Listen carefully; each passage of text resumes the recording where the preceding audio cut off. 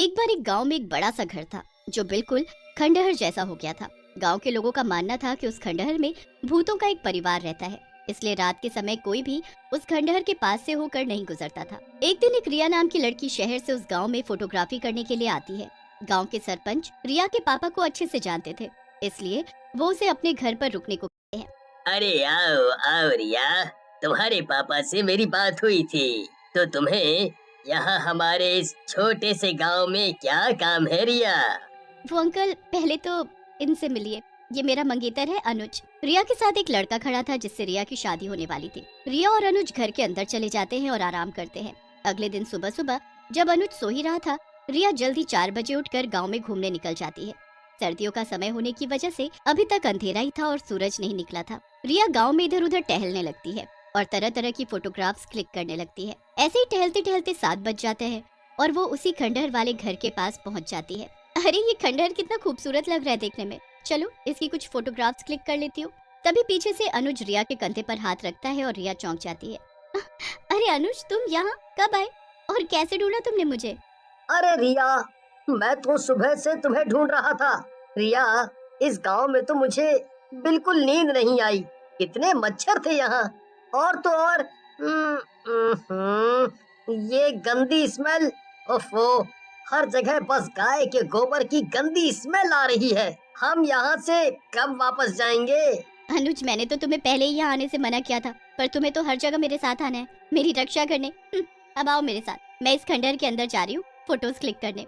अरे रिया, ये कितना डरावना है, मुझे नहीं लगता हमें अंदर जाना चाहिए। और अगर इसके मकान मालिक को पता चल गया तो हम पर केस भी तो कर सकता है ना। केस? तुम पागल हो क्या अनुज, कुछ भी कहते हो। चलो अब अंदर, मैं तो जा रही हूँ, तुम्हें आना है तो आ जाओ। अनुज डरते डरते रिया के पीछे जाता है। अंदर देखती है, ये घर बहुत ही बड़ा था, पर इतने लंबे समय से बंद होने की वजह से हर तरफ अंधेरा और मकड़ी के जाले लगे हुए थे। रिया अंदर जाती है और फोटोज क्लिक करने लगती है। वो देखती है कि एक दीवार पर एक बड़ा सा फोटो फ्रेम लटका हुआ था, जिसमें एक आदमी, औरत और उनके बेटे की तस्वीर थी। वाओ, ये सब कितना खूबसूरत है। खूबसूरत है? मुझे तो ये सब डरावना लग रहा है। तभी खंडहर का दरवाजा अपने आप बंद हो जाता है और अनुज जोर से चिल्लाता है, ये क्या था? बचाओ! अरे अनुज चल, ये सब हवा की वजह से हुआ है, डोंट वरी। तभी उन दोनों के सर पर जोर से कुछ पड़ता है और वो दोनों बेहोश हो जाते हैं। जब उनकी आंख खुलती है तो उनके पैरों तले जमीन खिसक जाती है। रिया और अनुज घर के अंदर ही जमीन पर बेहोश पड़े हुए थे और उनके हाथ पैर बंधे थे। इतना ही नहीं, रिया ने दुल्हन वाले कपड़े पहने हुए थे और सिंदूर और मंगलसूत्र भी पहना था। अरे अरे अरे अरे रिया, ये तुमने ये सब कब पहना? और अभी तो हमारी शादी भी नहीं हुई, ये तुमने सिंदूर क्यों लगा रखा है? मुझे क्या पता डफर, मैं तो बेहोश थी। तभी उन दोनों के सामने 3 भूत आकर खड़े हो जाते हैं, जिसमें एक चुड़ैल भी होती है। उनमें से एक बुढ़ा भूत आगे आता है और अपने हाथ दूर से अनुज की तरफ बढ़ाता है, जिससे अनुज की रस्सी अपने आप खुल जाती है। अरे ये क्या, मेरी रस्सी खुल गई? अनुज, अनुज मेरी रस्सी भी खोलो। पर अनुज भूतों की तरफ देखता है, फिर रिया की तरफ, और फिर वो रिया को वही भूतों के पास छोड़कर चला जाता है। अनुज, अनुज, ये तो चला गया। रिया भूतों की तरफ ध्यान से देखती है। अरे तुम सब तो वही पेंटिंग वाले हो ना? तुम दोनों पति पत्नी और तुम इनके बेटे, पर तुम सब भूत कैसे बने? सही पहचाना बहू, मैं तुम्हारी सास और ये तुम्हारे ससुर, और ये है मेरा बेटा, यानी कि तुम्हारा पति। कैसा लग रहा है तुम्हें अपने नए परिवार से मिलकर? हाँ? हैं? ये क्या कह रही हैं आप? मैं और तुम सब भूतों की बहू, पर मैं तो जिंदा हूँ। ये भला कैसे हो सकता है? और ये कब, और ये हुआ कब? अरे बेटी, ये तब हुआ जब तुम बेहोश थी। हमने तुम्हारी शादी हमारे बेटे अशोक से करा दी। तुम सब पागल हो गए हो। अगर मुझे मारना ही है तो मार दो ना, ये शादी का क्या चक्कर है?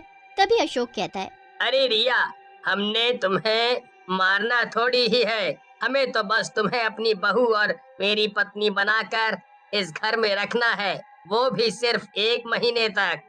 क्या मतलब? तभी तेज हवा चलने की वजह से खिड़की जोर से खुल जाती है और ससुर भूत अपने सर को पूरा पीछे घुमा लेते हैं। रिया उन्हें इस तरह से देखकर चिल्लाती है और फिर से बेहोश हो जाती है। अरे ये क्या किया तुमने? फिर से बेहोश कर दिया बहू को। चलो जाओ यहाँ से, मैं उसे देखती हूँ। मैंने क्या किया? ये तो कमजोर दिल की निकली। अब अगर ये सुबह मुझे मेरी आंखें मेरे मुंह से निकाल कर धुलते हुए देख लेती, तब तो ये पक्का मर ही जाएगी। अरे पापा, ये सब नहीं करना है इसके सामने, याद है ना हमारा मकसद। तभी चुड़ैल रिया को उठाती है और उसे एक कमरे में ले जाकर लिटा देती है और सब दरवाजे खिड़कियां अच्छे से बंद कर देती है। कुछ देर बाद फिर से रिया की आंख खुलती है और वो देखती है कि चुड़ैल उसके पास ही बैठी हुई थी। चुड़ैल उससे कहती है, अरे बहू, तुम उठ गई, अच्छा हुआ। अब तुम्हें तैयार होना पड़ेगा, तुम्हारी मुंह दिखाई की रस्म है। मैंने इस गांव की बहुत सी चुड़ैलों को बुलाया है। क्या? नहीं नहीं, ये जरूर सपना है, ये सपना है, ये सपना है, ये सच नहीं हो सकता। रिया होश में आ, होश में आ, होश में आ। अरे अरे बहू, रुको रुको रुको। तभी उस कमरे में अशोक आता है और रिया को ऐसी हालत में देखकर सब समझ जाता है। वो अपनी माँ यानी कि चुड़ैल को वहाँ से जाने को कहता है। चुड़ैल के जाने के बाद अशोक रिया से कहता है, रिया, रिया मेरी बात सुनो। नहीं नहीं नहीं नहीं नहीं, ये सब क्या हो रहा है? मुझे मेरे घर जाना है वापस। सुनो रिया, मेरी बात सुनो, और अगर मेरी पूरी बात सुनने के बाद तुम कहोगी तो मैं तुम्हें वापस छोड़ आऊंगा तुम्हारे घर, वादा। सालों पहले इस खंडहर की जगह हमारा खूबसूरत घर हुआ करता था और मैंने मेरी पढ़ाई विदेश से पूरी की थी। मेरे मम्मी पापा ने मेरी शादी एक लड़की से तय कर दी, पर उस समय हमारे सर पर पैसों का भूत सवार था। हमने उस लड़की को शादी के बाद बहुत परेशान किया, जिस वजह से उसने आत्महत्या कर ली। पर उस लड़की के पापा एक अघोरी थे। उन्होंने गुस्से में मुझे और मेरे मम्मी पापा को मार दिया और ऐसा श्राप दिया जिससे हमारी आत्माएं इसी घर में हमेशा के लिए कैद हो गईं। पर इसके लिए मुझे क्या करना होगा? कुछ भी नहीं, तुम्हें बस यहाँ पर एक हफ्ते तक रहना पड़ेगा। अगर तुम खुशी खुशी इस भूतों के परिवार की बहू बनकर एक हफ्ते रहोगी तो हमारा ये श्राप उतर जाएगा और आखिरी दिन तुम्हें एक पूजा करनी पड़ेगी जिससे हमारी आत्माओं को शांति मिल जाएगी। पर तुम्हें कैसे पता कि इस सब से तुम लोगों की आत्मा को शांति मिल जाएगी? हमें ये श्राप देने के कुछ समय बाद वो अघोरी बाबा वापस यहाँ आए थे। हमें भटकता हुआ देखकर उन्हें दुख हुआ और उन्होंने हमें बताया कि अगर कोई जिंदा लड़की खुशी खुशी हमारी बहू एक हफ्ते तक के लिए बनेगी और आखिरी दिन वो पूजा करेगी तो हमें आजादी मिल जाएगी। मैं समझ गई। ठीक है, मैं तुम्हारी मदद करूंगी। तो फिर तैयार हो जाओ अपनी मुंह दिखाई के लिए। और रिया तैयार हो जाती है। जब रिया नीचे आती है तो देखती है कि नीचे बहुत सी डरावनी आत्माएं खड़ी थीं और साथ में चुड़ैल, सास, ससुर और अशोक भी थे। रिया उनके बीचों बीच रखी एक कुर्सी पर बैठ जाती है। वो सब भूत और चुड़ैल बेहद डरावने लग रहे थे। मुंह दिखाई की रस्म के बाद सब आत्माएं खंडहर से बाहर चली जाती हैं और चुड़ैल रिया से डिनर के लिए टेबल पर बैठने को कहती है। जैसे ही रिया डाइनिंग टेबल पर बैठती है और उसकी चुड़ैल सास उसे खाना परोसती है, तभी वहाँ अशोक का भूत आता है और वो देखता है कि रिया के सामने प्लेट में कच्चा चिकन और एक मरा हुआ कुत्ता रखा हुआ था जिससे खून बह रहा था। वो रिया को कमरे में जाने को कहता है और फिर अपने मम्मी पापा से कहता है, मम्मी पापा, ये क्या किया आपने? रिया जिंदा है, वो ये सब नहीं खा सकती। मैं उसके लिए कुछ फल लेकर आया हूँ, वो ये खा सकती है।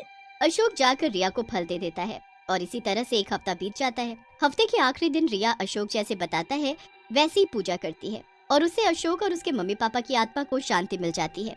इसी के साथ रिया भी आजाद हो जाती है, पर वो खंडहर से बाहर निकलकर अनुज से शादी नहीं करती और वापस अपने शहर चली जाती है।